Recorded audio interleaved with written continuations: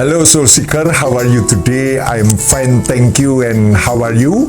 Semua dalam keadaan sukacita, semua dalam keadaan gembira, dalam damai sejahtera Tuhan yang senantiasa mengawal dalam hidup kita.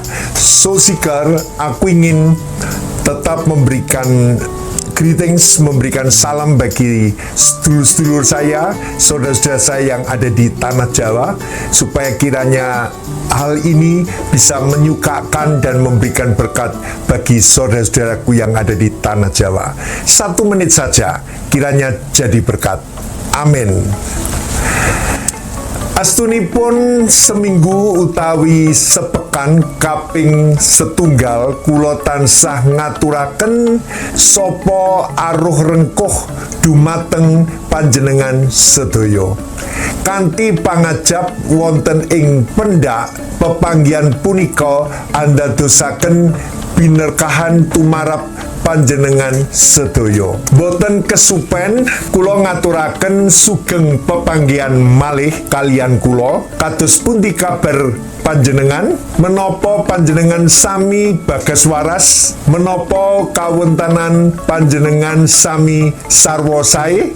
Punika ingkang dados panyuwunan kula lumantar donga ingkang kula kunjukaken wonten ngarsa dalem Gusti Allah.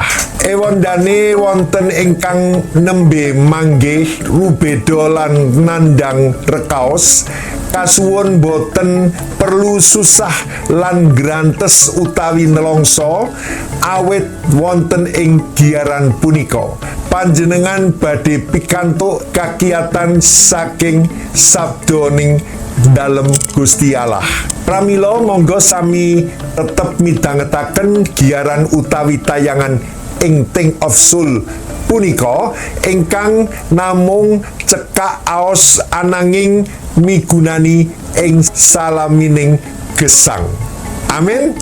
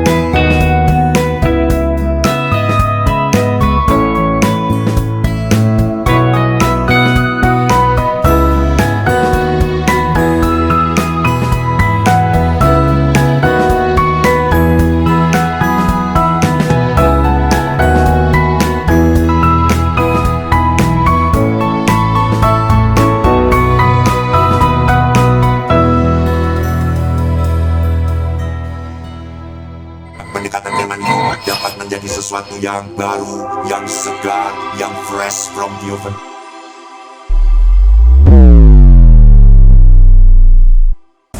Soul Seeker, Natal merupakan hari spesial bagi kita.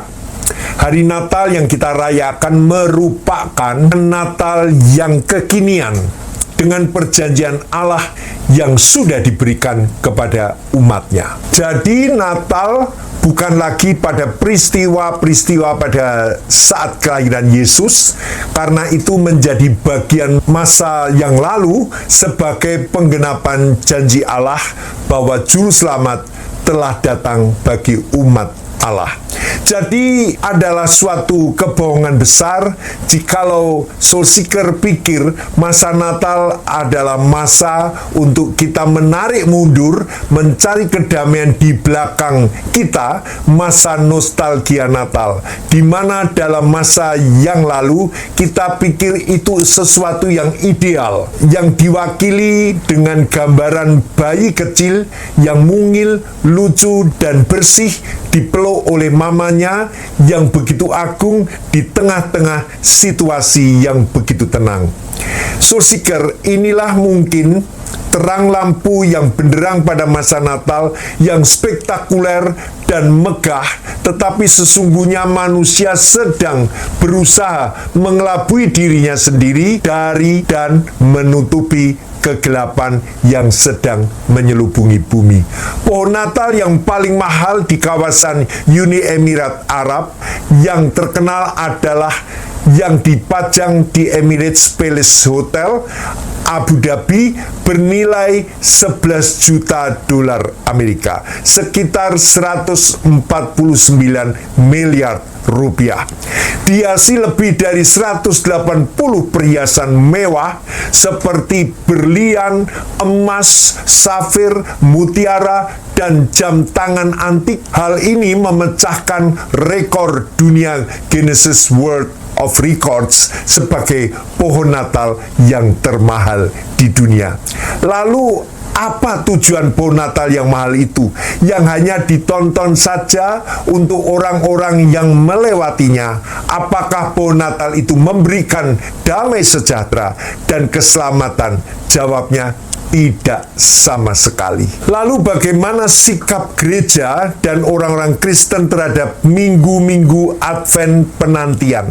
Jika Natal yang dilihat dalam kacamata Advent menarik kita untuk melakukan persis kebalikannya, yaitu menolak keras perhiasan pada pohon Natal yang mewah. Artinya bukan pada pohon Natal itu. Jadi kita terjebak hanya dalam perayaan Natal, bukan ibadah Natal yang kusuk dan penuh hikmat. Ini yang sebenarnya mulai tergeser. Dari ibadah Natal, memuliakan, memuji, membesarkan nama Tuhan dengan nyanyian-nyanyian pujian, sekarang bergeser hanya pada perayaan Natal. Khotbah tentang pemberitaan kelahiran Yesus adalah pewujudan berita kabar sukacita bahwa Yesus merupakan penggenapan janji keselamatan yang sudah dinubuatkan Allah beribu-ribu tahun yang lalu.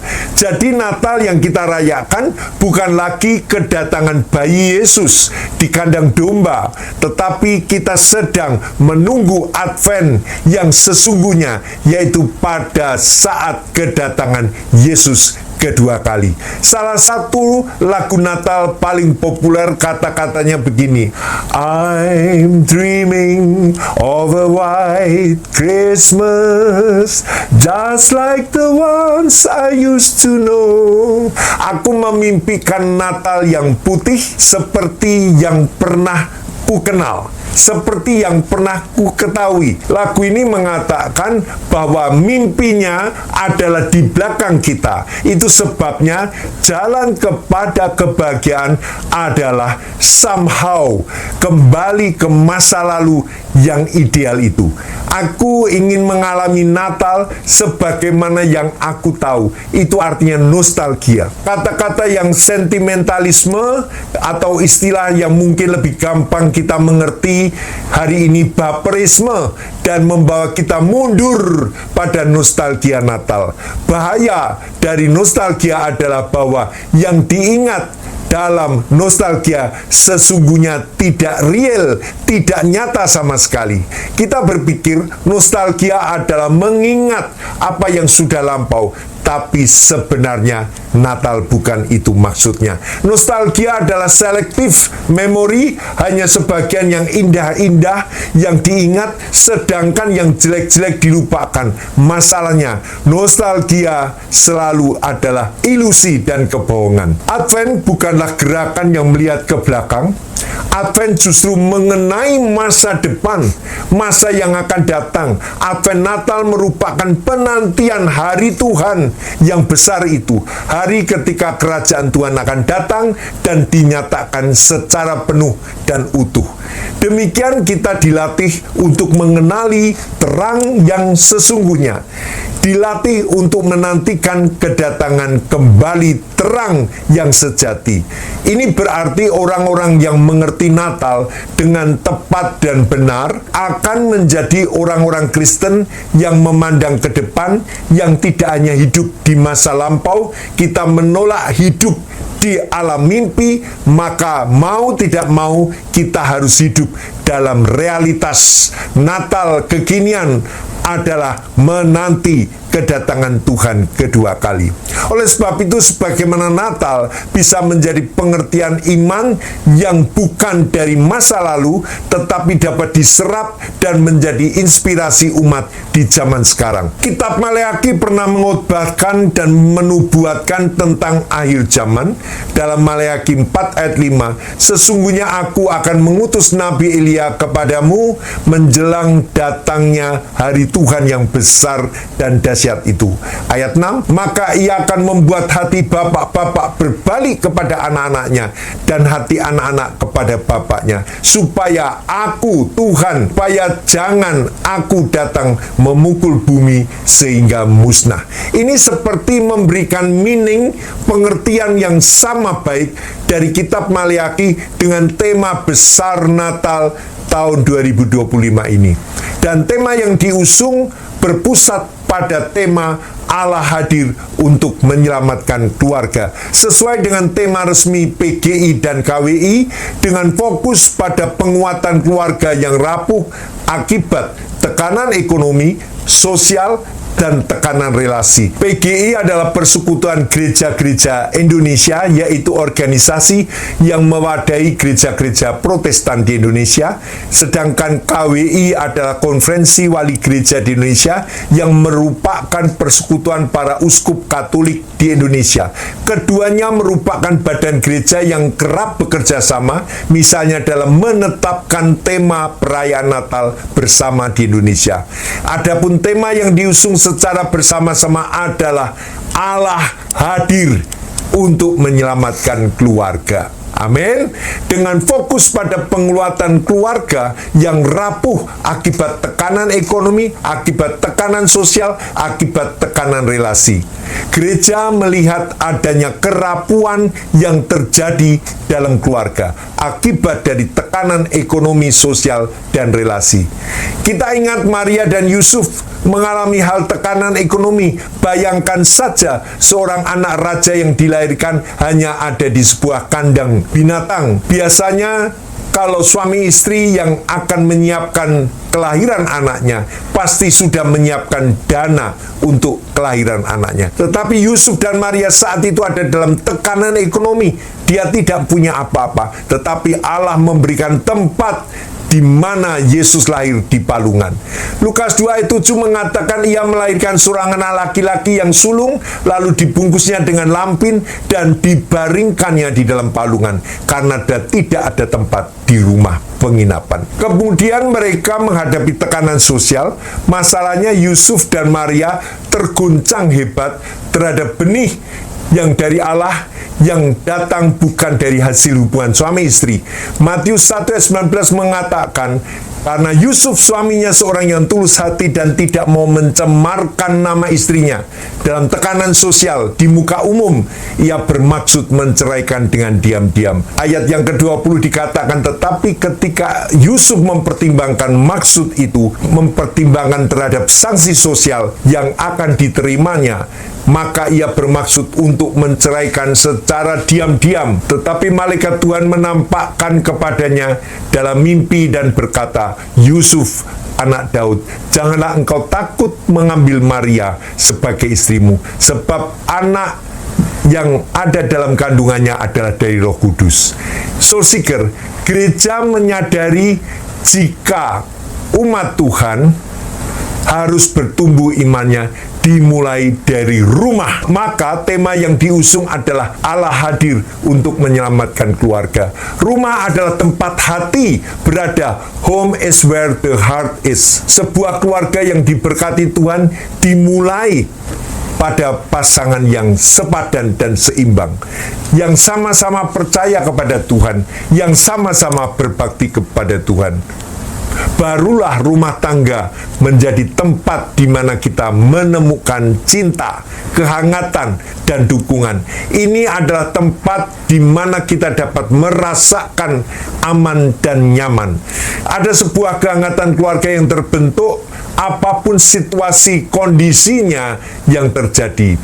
Saya ingat pada waktu keluarga dalam menghadapi kekurangan ekonomi, ayahku memberikan pengumuman di meja makan bahwasanya akhir tahun ini keuntungan bisnis tidak ada. Maka ayah mengajak anak-anaknya untuk makan nasi dengan kuah yang ditaburi moto dan garam. Tetapi jika ayah nanti mendapatkan untung, maka kami sekeluarga menginap selama 3 hari di penginapan Kaliurang, kota sejuk di bawah kaki Gunung Merapi. Pada hakikatnya kami diajak untuk mengerti kesusahan dan tekanan ekonomi yang sedang kami hadapi. Dan pada hakikatnya sukacita harus dirasakan bersama. Itu yang ayah ibu ajarkan kepada saya. Kami tidak mengenal di mana anak menuntut orang tua harus menyediakan uang bagi kebutuhan anak-anaknya. No way. Ayat ini sebenarnya berbicara tentang pemulihan nilai-nilai keluarga yang kuat, seperti kesetiaan dan komitmen terhadap keluarga, penghargaan terhadap tradisi dan warisan keluarga. Contoh, ada orang yang bangga dengan mengatakan bahwa keluarga kami agamanya bervariasi, kami ketuhanan yang Maha Esa. Bagaimana nilai-nilai keluarga yang didasarkan iman kekristenan? Bagaimana mungkin nilai-nilai keluarga yang dilanggar dan mengizinkan dan menggugurkan iman kekristenan?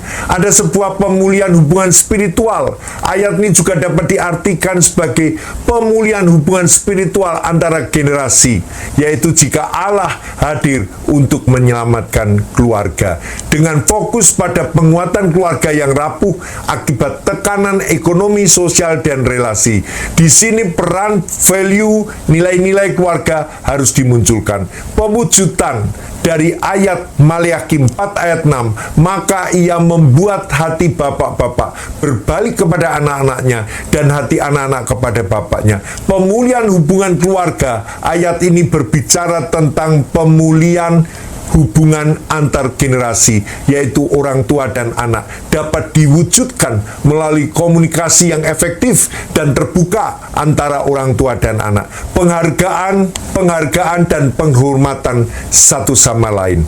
Soul Seeker, kalau dikatakan Allah hadir untuk menyelamatkan keluarga, berarti kita harus tahu bahwa ini bukan rekayasa dalam anggota keluarga, bukan orang tua, bukan anak, tetapi memang kehadiran Tuhan pada akhir zaman.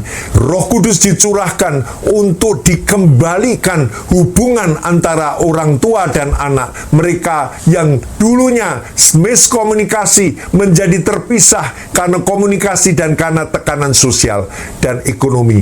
Maka pada waktu kedatangan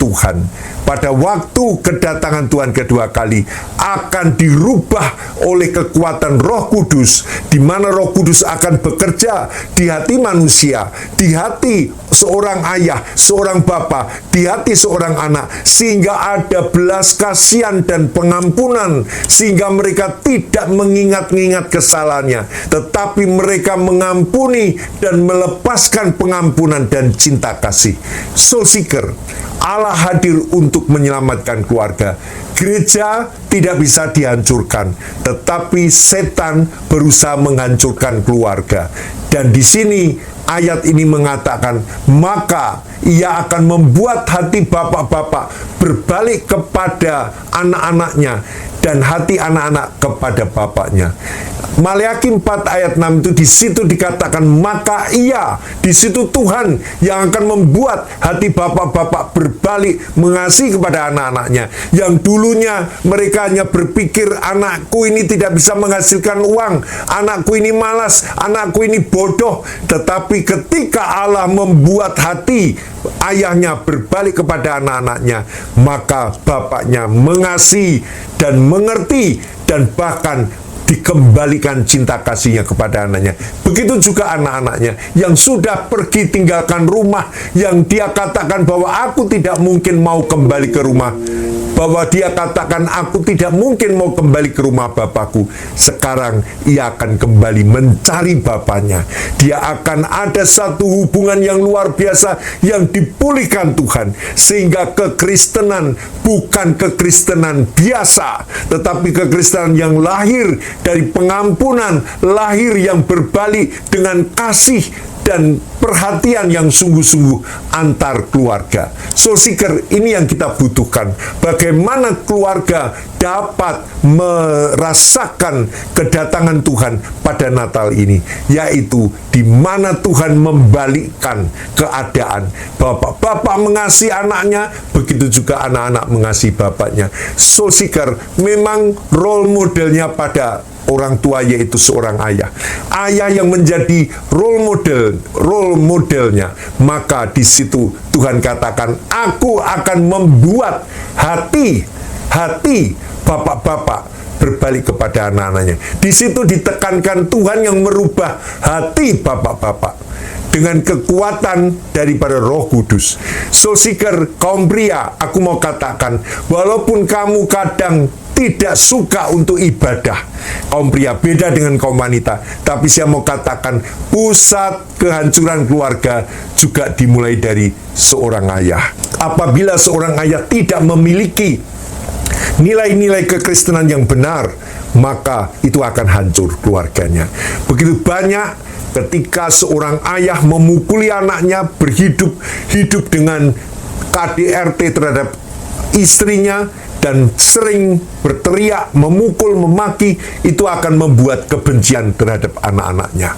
Dan kebalikannya, kadang-kadang karena tekanan yang keras terhadap pendidikan anak, pola asuh yang salah dari bapak terhadap anaknya, begitu banyak orang menjadi gay, menjadi homoseksual karena figur ayah dia tidak dapatkan. Soul Seeker, Allah akan membuat hati bapak-bapak berbalik kepada anaknya. Role model, arti nilai hidup harus ditentukan dari si ayah, si bapak. Jadi kalau engkau sebagai kaum pria, engkau harus punya nilai hidup kekristenan yang kuat, karena Allah akan melawat kita, mengembalikan anak-anak untuk datang kepada bapaknya, untuk mengasihi. Soul Seeker, kita punya anak bukan untuk investasi nanti di hari tua, untuk yang memberikan makan kepada orang tuanya. Tetapi di situ tidak bicara tentang ini. Yang dibicarakan hati bapak-bapak berbalik kepada anaknya, hati anak-anak berbalik kepada bapaknya, hati yang penting itu hati, memiliki hati yang bertobat, hati yang mencintai, hati yang penuh kasih terhadap bapak dan anaknya. Soul Seeker, kalau ini menjadi tema besar dalam Natal tahun ini, bahwa Allah hadir untuk menyelamatkan keluarga. Inilah kesempatan Natal tahun 2025 ini mengembalikan hati anak dan hati bapak kepada hati yang bersatu di dalam Tuhan. Puji nama Tuhan. Aku akan berdoa bagi kalian semuanya. Tuhan Yesus, aku berdoa setiap orang yang melihat Think of Soul channel ini, apabila ia memiliki hubungan yang rusak terhadap anak maupun anak terhadap bapa, mari Tuhan, biarlah janji kegenapan Maleaki ini terjadi dalam keluarga kami, sehingga bapak kembali mengasihi anaknya dan anak kembali kepada bapaknya. Ini bukan tugas pendeta, ini bukan tugas orang-orang Kristen, pengerja gereja, tetapi ini adalah pekerjaan Roh Kudus yang bisa membalikkan keadaan daripada bapak dan anak itu. Terima kasih Tuhan, biarlah kami merasakan Natal 2025 menjadi Natal yang spesial karena Tuhan melawat kami. Di dalam nama Tuhan Yesus kami berdoa, amin. Puji nama Tuhan. Soul Seeker, kiranya ini boleh jadi berkat. Tahun 2025 akhiri dengan sukacita, kedamaian bersama keluarga, seperti keluarga Yusuf dan Maria. Terpuji nama Tuhan Yesus. Haleluya. Sampai jumpa. Havenu. Shalom Aleichem.